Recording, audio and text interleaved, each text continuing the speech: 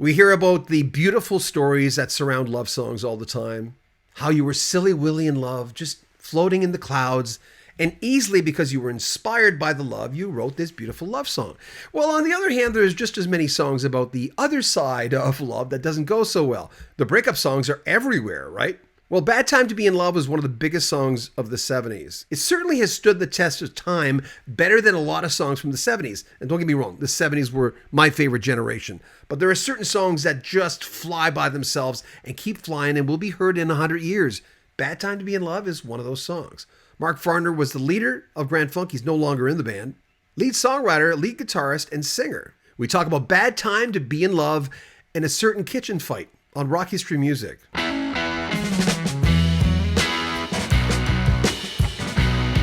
Bad Time to Be in Love. I know. Was it the result, if I remember correctly, of a little spat in the kitchen? It was coming from the kitchen. I was sitting at my little. I had a it was an electric kind of like a spin-it piano, but you could hear it acoustically, but it was electrified, and it was just a shorter, smaller version. They try to make it portable for the day. If you transported that thing, it changed with the temperature. I mean, the tuning on it changed. So I said, I'll just leave it in the house and play it, and it'll stabilize and it'll stay in tune. And it did that. And I sat down to it because had some words with my first wife, and I'm sitting there and I'm just playing these chords, and if you're not feeling very good, your chords might be minors. Might be D minor. And I hear the words coming from the kitchen of the threat of putting a 12-inch cast iron skillet through my forehead. I went, ooh, damn, this is a bad time to be in love, man. It's like, and so out it came. And I didn't mind singing it out loud. Are you sure? Oh, it had to come out. But then when I transferred it to guitar, and I told Craig Frost, I said, it's got to have bump, bump, bump, bump, bump, bump, bump, bump, bump, bump, bump, bump, bump, bump, bump, bump, bump. It's got to have that underneath this. He says, okay, you want chords? I said, no, octaves, just octaves. Bump. That note, those notes. And so I'm playing the guitar and he's playing that part. I said, oh yeah, that'll work. You just do that, and you do the stabs on the B3 and on 2 and 4. Bam, bam, bam. And it just kept a nice little rhythm through that whole thing. And I on stage, I got keyboard players that feel it, and they can they can do it the same as the record, and we sing it with, I've got 3 guys that can sing, and so we do the harmonies, and I love doing Bad Time because so many people, man, that was played more than any other song in 1975, and you see people out there singing the words to it, and a lot of guys took heart to that. I guess there was a lot of women that wanted to put a cast iron skillet through their husband's head around those days. What was her reaction to it? She obviously found out. Your first wife? It's just rolling of the eyes. Rolling eyes. Come on. By the way, was that like that? When I first heard that song, I remember thinking it's got a sort of a 50s vibe underneath it. But am I wrong? No, but it wasn't taken from anything from the 50s. It just had that syncopation, that vibe to me. Yeah. When I heard Bad Time, it literally, and I love telling this. I say this a lot to the people I interview because it's an honor for me to be able to tell you that. I remember going, what? When I heard that song, for instance, then you told me about the fight. Was it in the kitchen with? Yeah, yeah. She was in the kitchen and I was in the dining room at the piano. Yeah, And it just came out, eh? yeah, yes. Gonna put that 12-inch cast iron skillet through my forehead, and I just figured it was a bad time to be in love. Did was it your idea to start cold with the lyrics, like with the vocal like that? Yes. Because that's Uh, what got the attention. That gets people just, and also the way you sang. You had a certain, there was a little, and I'm not an expert in this, but there was a certain sharpness on one end of your voice that it always made me say, "Wow, you woke me up with your voice." ah, good. Thank you, Lord God. I was talking to John from Orleans, and he had she recorded one of the songs he and his ex-wife wrote, and I asked him, I said, "Well, what? There's so much mystery about. There's always mystery about someone who's dead, and the mystery about her, how she died, and all this stuff. But who was she to you? Who? He was my friend. I mean, seriously, we were not boyfriend, girlfriend. We didn't have that going, but we hugged each other every time we saw each other. We embraced, we exchanged energy because she was such an extraordinary talent. And in her humble heart, she was just down to earth as she could possibly be. I got sick one time at Winter Garden. We're playing out, San Francisco.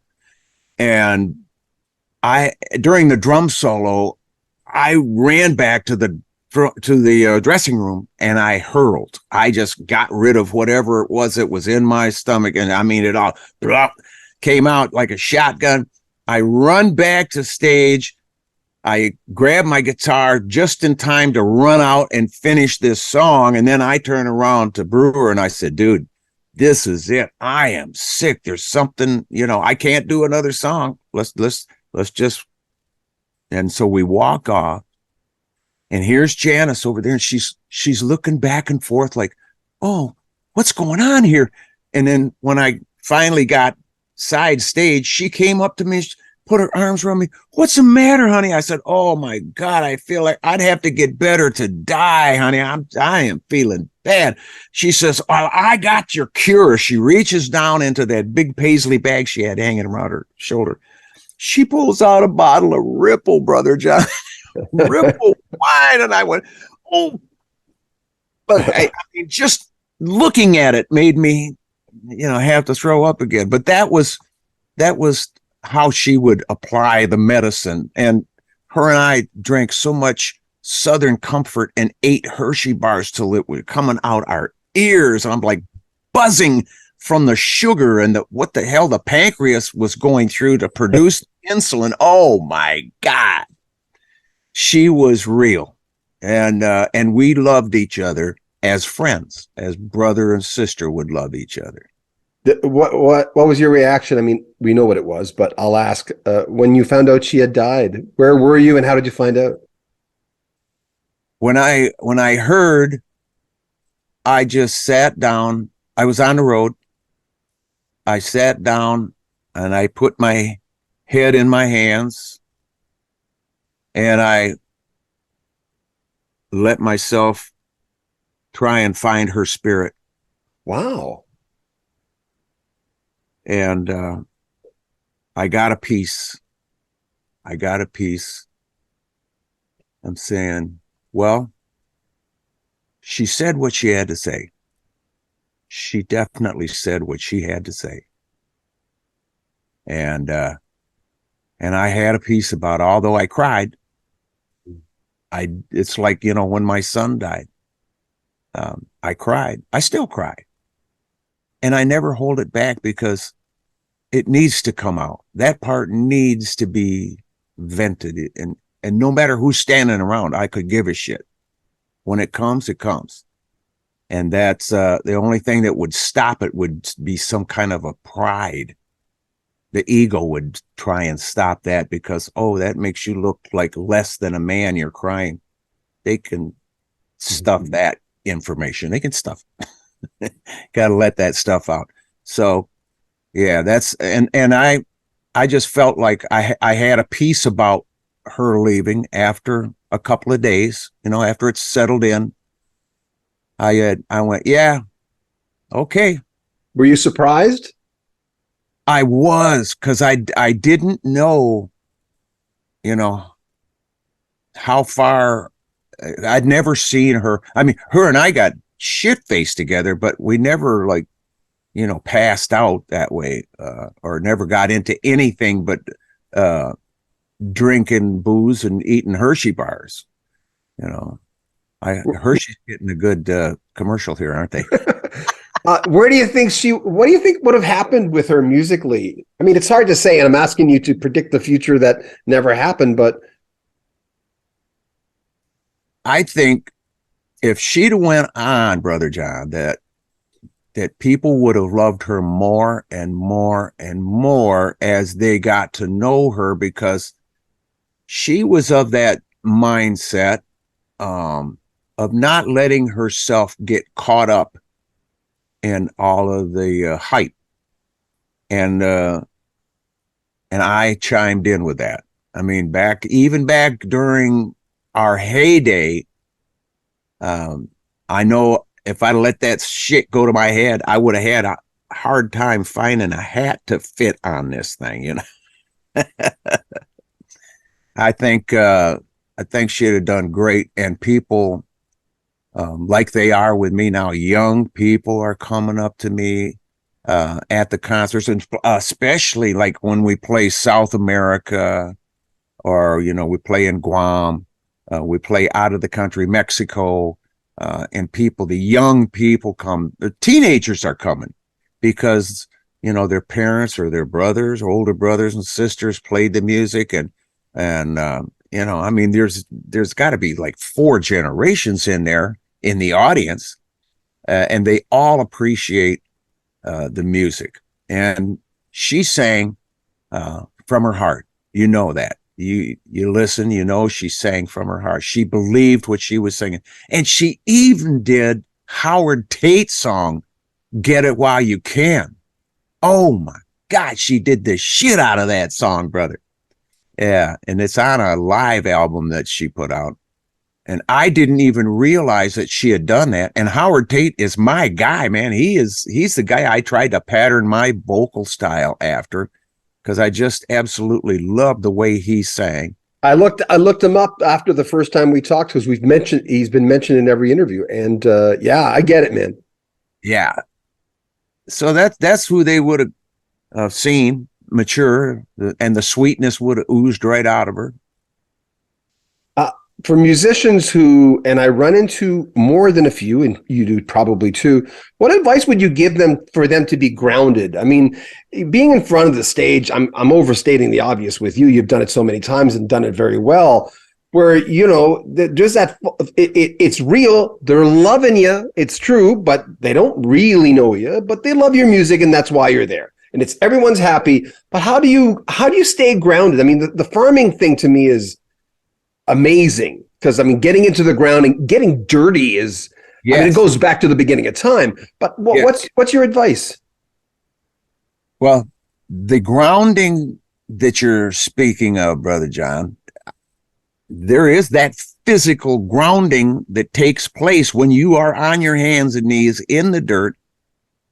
You can get the same kind of grounding walking barefoot in the sand on a beach. Seriously, there's something that happens, something that transpires in that kind of, when you're hooking up with Mother Earth, skin to skin, so to speak. And for that grounding, there is the physical. But to keep your head grounded, flattery is as deceit, meaning not from the one who's flattering you. Certainly that's not their intention. It's when you buy it. That's when it becomes deceitful, because you're adding from one's imagination, so from another person's imagination, to your own stature, to your own self. you got to stay away from that. You got to keep away from that and just keep with who you know you are. Be grateful. Have the attitude of gratitude.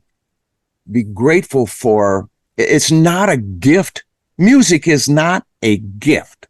A lot of people, I mean, more people refer to it as a gift, brother. I mean, this is what they've said to me. And I always correct them. It's not a gift. It's a talent. And we were all given talents. Some are great plumbers. I have a friend who plumbs his ass off. He's a great guy. He comes up with things. I go, where do you get that? He says, dude, I've been doing this 40 years. Are you kidding me? And everybody's got a talent in there. I just happen to have been able to use mine to make my income and provide a living for myself and my family. And therefore, I'm blessed. I'm very grateful to have that. But each of us have talents. And when we find that, we're able to hang on to it, identify with it, and let that be our grounding. Let that knowledge, that firmness, that affirmation of that be what keeps us on the ground, and don't let other people's words blow us up. You know what I hear? I hear you're lucky. I said, well, wait a minute. I had to do the work to get into that room, Yeah, brother. Lucky my ass. Yeah. Okay, Ringo Starr. You toured with Ringo Starr. Yes. So I'm asking you, who's Ringo Starr? More than the Beatles, but to you, you got to know him. Well, you spent some time with him. Who's Ringo Starr to Mark Farner? Ringo Starr is a genuine soul. He, let me just preface by saying that when we went to Japan and had our press conference, Ringo was sitting in the middle, and we were at a big table up on the stage, and the musicians went down both sides. Like Ringo's in the middle, kind of like the Last Supper picture, but Ringo being Christ, right? And so this gal comes up to me, brother, and she said, Mr. Farner, what is it like playing with Beatles? And I stood up and I said, honey, Ringo puts his pants on one leg at a time, just like I do. And he stood up, Brother John, and came over, wrapped his arms around me. Thank you, brother. Thank you. And, because I identified with him as just being a human being. He was lucky to be where he was when he was, just like the guys in Grand Funk. We were lucky to be where we were when we were there. And that's all there is to it. There's no other magical mystery to it. It's just happenstance. So I love Ringo. He's a genuine soul. He tries to, to just because people pester him all the time for autographs. I mean, get on an airplane, people will be coming up into first class going, can we get your autograph? I mean, seriously, they won't leave him alone. So if he puts a ball cap and sunglasses on, he looks like Ringo with ball cap and sunglasses. I mean, he cannot disguise himself. So with that regard, I feel a little for him, because I can slip in and nobody knows who I am, really, seriously, but not Ringo. He can't do that. But I love him because of, who he really is. And he's a kind, and he's really a simple soul. Yeah. His spirit is genuine and true. And I just love the guy. I was supposed to talk to Roger Dean yesterday, but he got his, the guy who did the Yes covers and a whole bunch of different covers. Anyway, before this is our third interview, but the first time I was going to talk to you, I went in and you get to size up the person. Go, okay, yeah. So I always listen to an interview with the guy. I was listening to an interview with Roger Dean yesterday. He and his daughter Freya are doing this big show, but he said something I think you'll relate to. He said the trick is to disengage the analytical part of the mind and engage daydreaming so you didn't get your own way. When you wrote that song, you did not get in your own way. You just kept going. Yeah, man, that's what it is, truly. And to be able to do that, oh, wouldn't we love to be able to do that on command? Yeah. That we command that, but it has to be during a time period when that is available to you. Yeah, it can't And be forced. to recognize that and to just shut everything else out. Let's get serious here.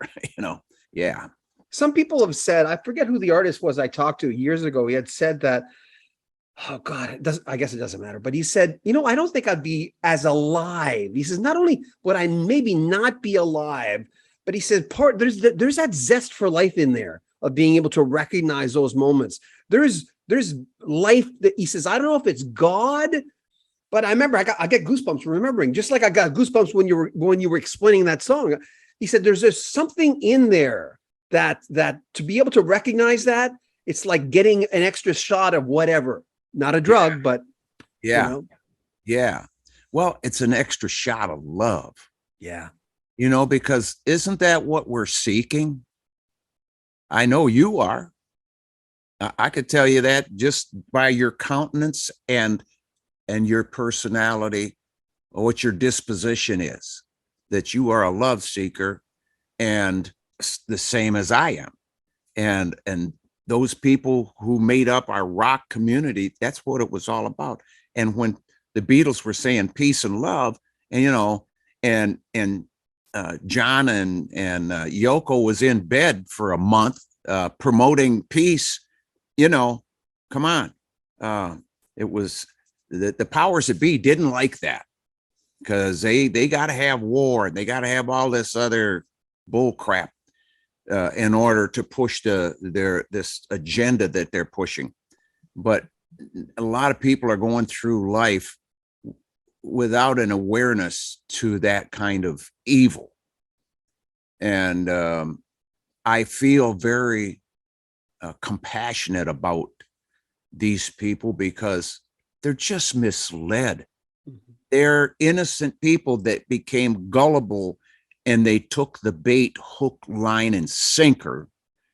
And even though they're standing there direct opposite of who I am and what I believe in, I have to have compassion for them, because there but for the grace of God goes me. I didn't buy into it, but this person did. Maybe if they feel the real love, the real power that's driving us, maybe that will compel them to come out from there. That's the hope. And that's what I try to put in my songs, brother. Yeah. I was talking to Richie Furay again for the third time with him the other day. And I was saying, Richie, you've gone through, he never got sucked into it, but I don't want to say sucked, because sometimes people have to go through that. It's not how you fall down. Sometimes it's how you get up.